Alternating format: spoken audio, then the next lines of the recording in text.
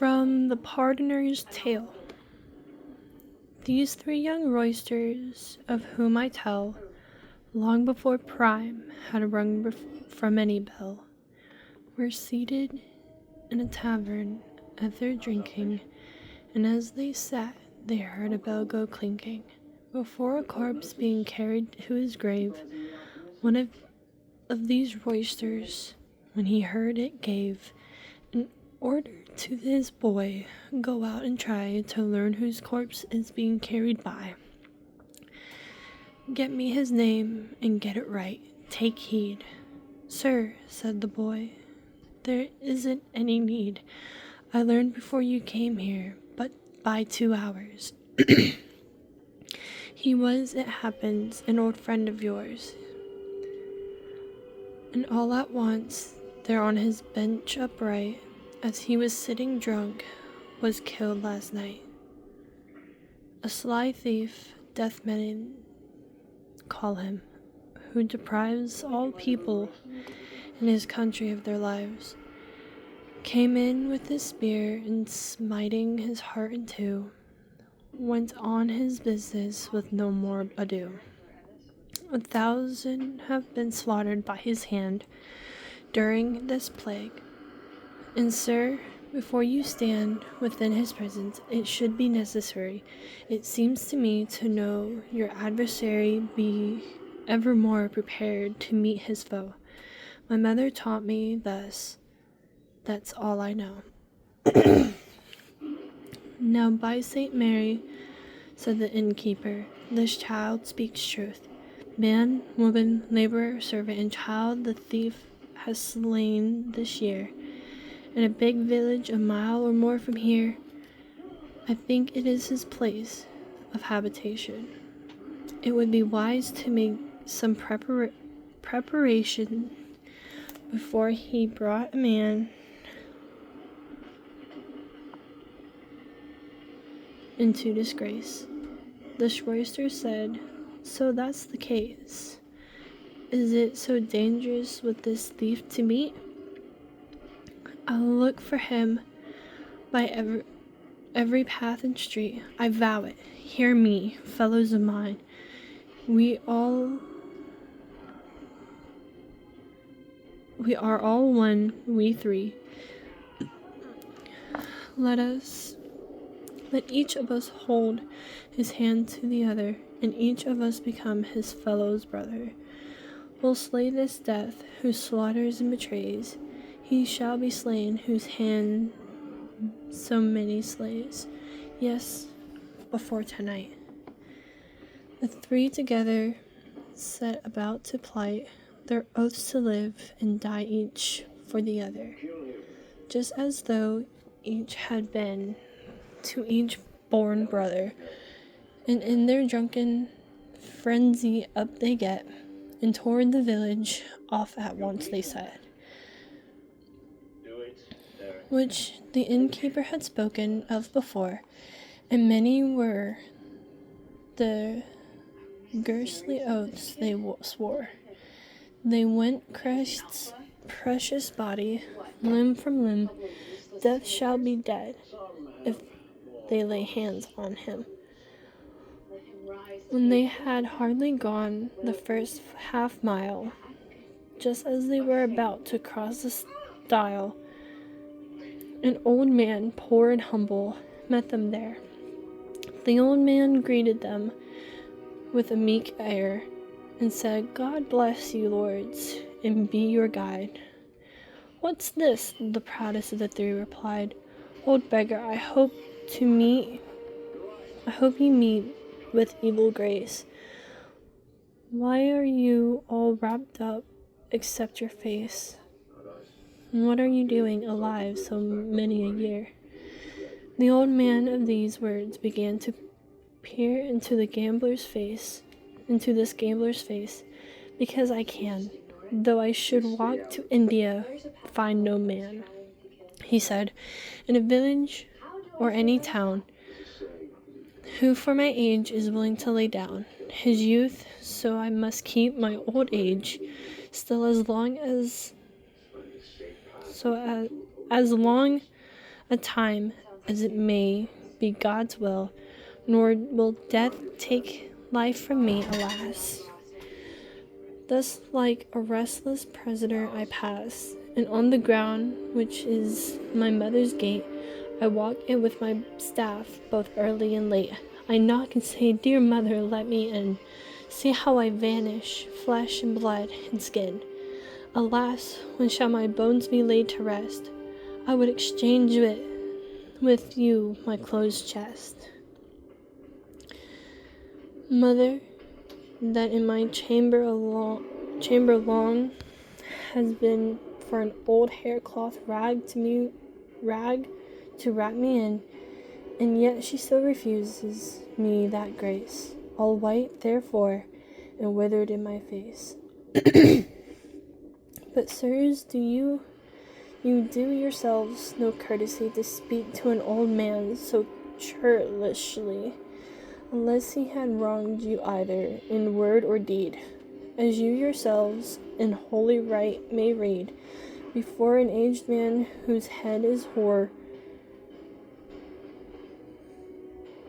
men ought to rise. I counsel you, therefore, no harm or wrong here to an old man do, no more than you would have men do to you in your old age, if you so long abide, and God with you, whether you walk or ride.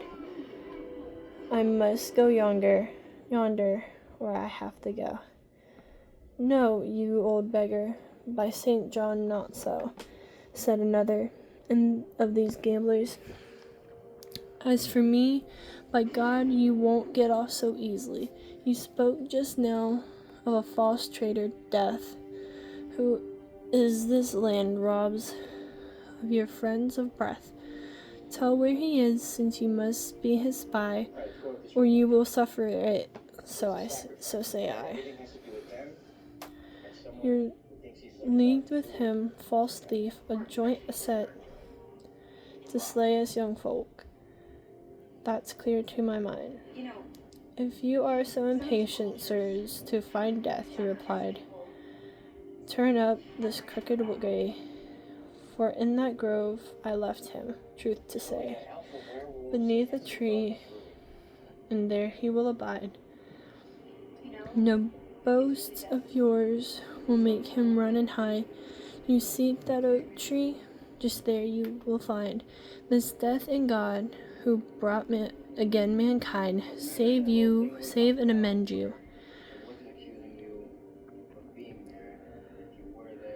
So said this old man, and promptly each of these three gamblers ran until he reached the tree, and there they found 4 florins of fine gold, minted bright and round, nearly 8 bushels of them, as they thought.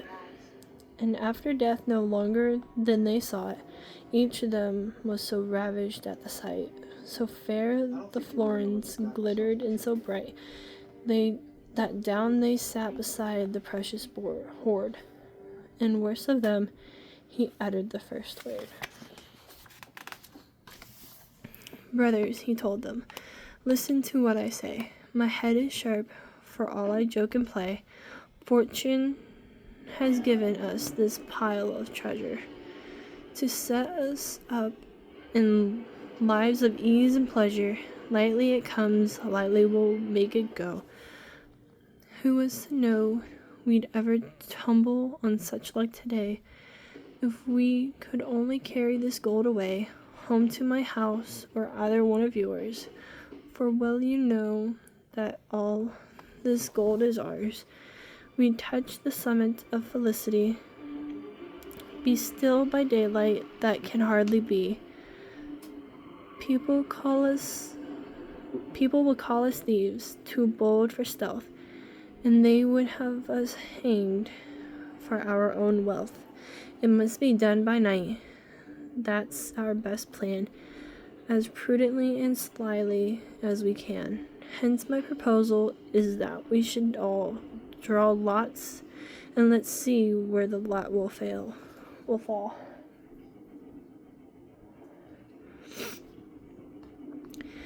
The one of us who draws the shortest stick shall run back to the town and make it quick, and bring us bread and wine here on the sly, and 2 of us will keep a watchful eye over this gold, and if he doesn't stay too long in town, we'll carry this gold away. By night, wherever we all agree is best.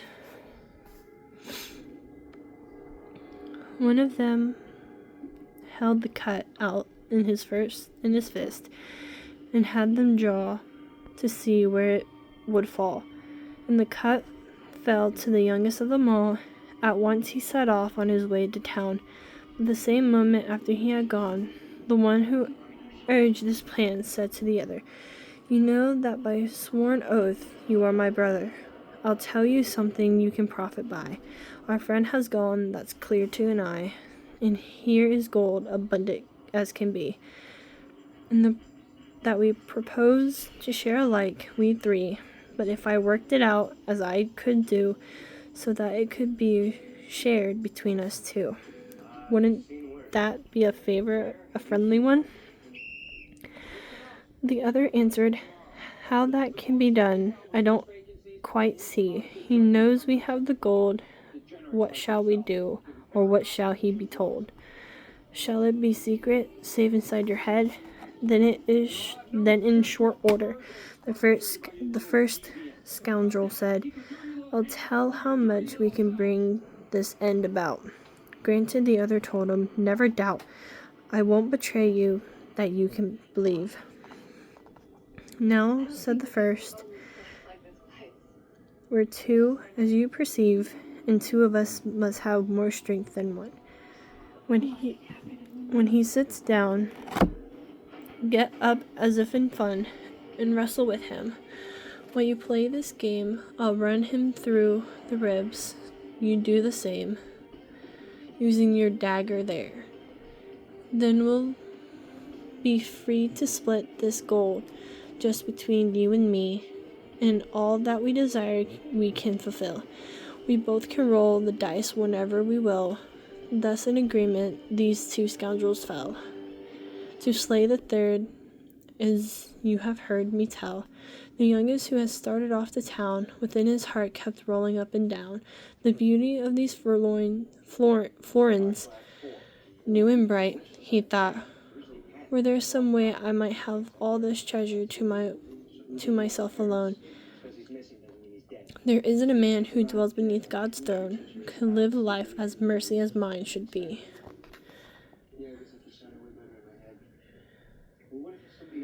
And so at last, that fend our enemy put in his head that he could gain his ends if he brought poison to kill off his friends. Finding his life in such a sinful state, the devil has allowed to steal his fate. For it was another his intent to kill his friends and never to repent. So off he set, no longer would he tarry, into the town to an apothecary, and begged for poison. He wanted it because he meant to kill his rats. Besides, there was a polecat living in his hedge, he said, who killed his capons. And when he went to bed, he went to take revenge, if he might, on vermin that devoured him by night.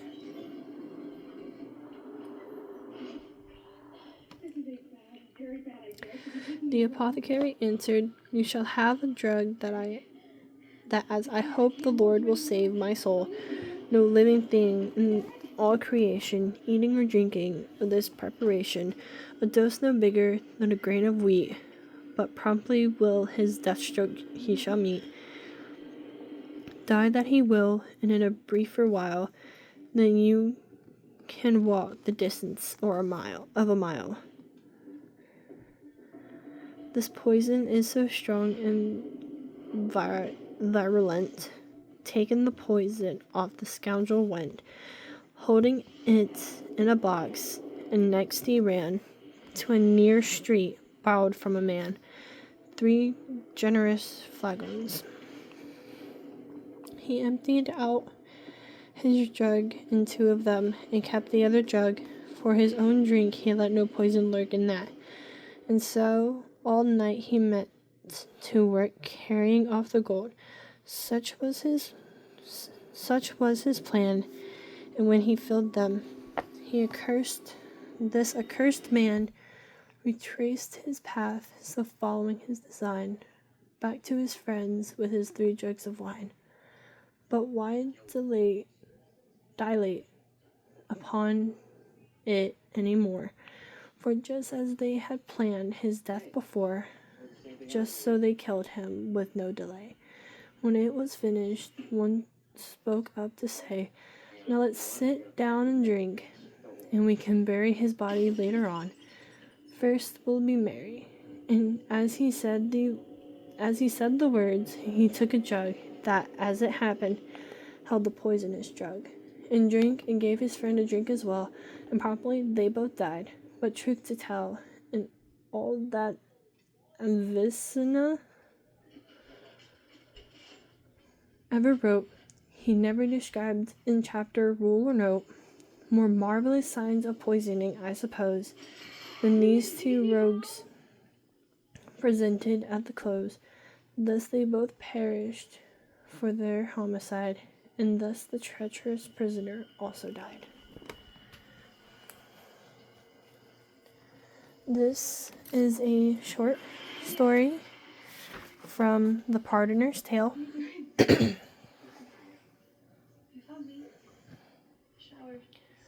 I will post more videos coming up, hopefully, but will be of me reading a chapter or 2 out of my many books that I have.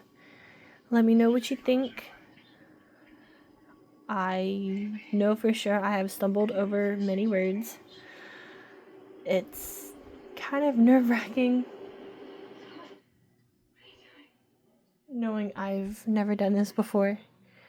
So if you can, be gracious with me in the comments. But let me know what other book you want me to read, or would you like me to read, and tell me in the comments.